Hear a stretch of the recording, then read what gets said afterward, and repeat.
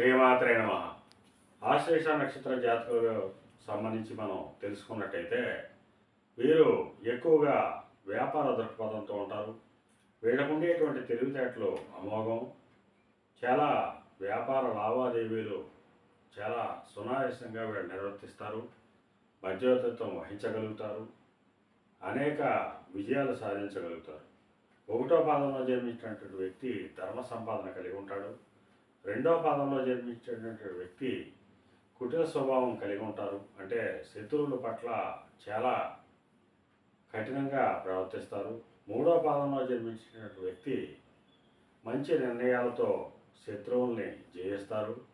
నాలుగవ పాదంలో జన్మించినటువంటి వ్యక్తి వంశానికి పేరు తెచ్చేటువంటి వ్యక్తి అయినప్పటికీ కూడా తనకు శత్రువు అయితే ఆ పేరునంతా కూడా పాడు చేయగలిగేటువంటి సమర్థత తెలివితేటలు ఈ జాతకులకు ఉంటాయి.